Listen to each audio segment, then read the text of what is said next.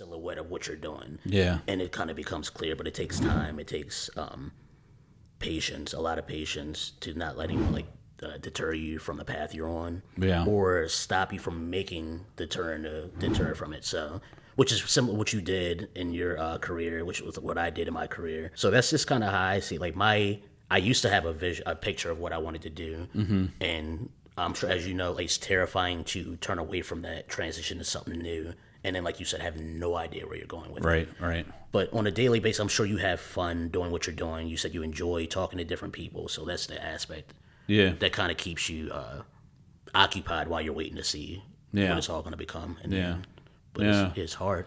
It's hard. And, I remember a quote or an interview from Kevin Hart was talking about, people would say, look at this overnight success. And he's like, this was 17 years in the making. Yeah. You didn't see all the blood, sweat, and tears, the numerous bombs on stage and the writing and the rewriting of jokes. You didn't see all that. You just saw Kevin Hart for who you see him as now. You didn't see him 17 years of the process. 17 years.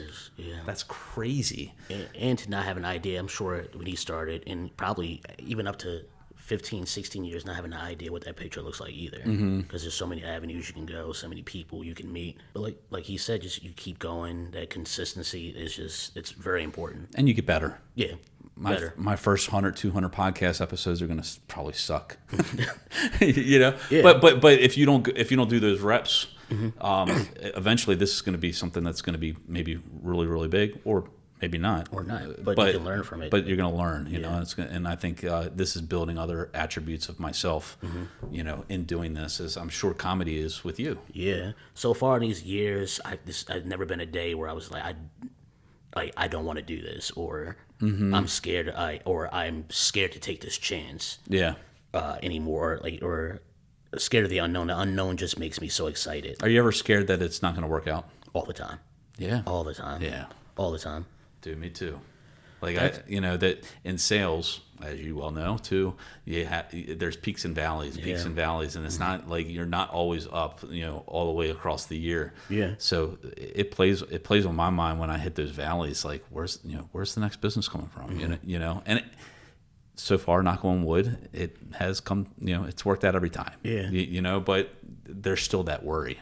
Do you ever have times where you kind of you want to avoid the good news because you have a feeling you don't want to become complacent. You don't want an opportunity to become complacent. Like, I know if I don't make a sale throughout the month, which hasn't happened yet, knock on wood, but I know that the following weeks after that, I'm going to work harder than I ever have, and I know it's going to produce for me. So if I have a bad night, I know it's going to mean I'm going to have a great night coming up because I'm going to go over all this stuff. That's a good way to look at it. And when I have a good night, when I have a really great night, comedy or sales, I'm like, I need to celebrate this a little bit, but put it in a box, put it away, and then just go right back to it, or else you start slowing down. You do become, sometimes you become complacent. Yeah.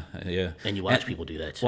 Well, I think there's a lot of fundamentals to success that not everybody sees. The behind the scenes stuff, the writing of jokes, the rewriting of jokes, for me is prospecting and social media content and all that stuff. Where what I find is, if you're in a slow time, you can almost look back 2 or 3 months earlier to see what you were doing, and if you weren't doing those fundamental things because you're out busy, helping clients and doing real estate transactions, you forget that prospecting part. It's like all of a sudden it's like and then you dig deep back down into getting yourself out there, making phone calls, and then all of a sudden opportunities come based on the conversations that you're having with people. But you can, when times get slow, I can look 2 or 3 months back and see how busy I was and the things that I weren't doing or wasn't doing to be busy at that point in time. When you look at how Kobe Bryant would talk about how hard he worked, or Michael Jordan, and then you look at other players, like it's the recipe, or the what the equation is to get to this point, but you just don't want to do it, and it comes down to this. So sometimes I'm just like, if I'm not going to do the extra work, it means I don't want it. Right. Quite that simple. It's not because it's a bad day. I just don't want it enough. Right. And then that's what kind of made me transition from the one job. And I know comedy with these sales, especially when it comes to helping people through the sales, it's something I'm going to value.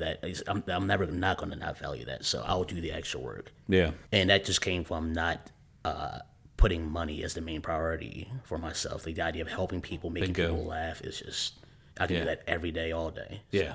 Yeah. So did you like this episode of the TMA Connection? Well, you might want to check this one out right here. Go ahead, click it.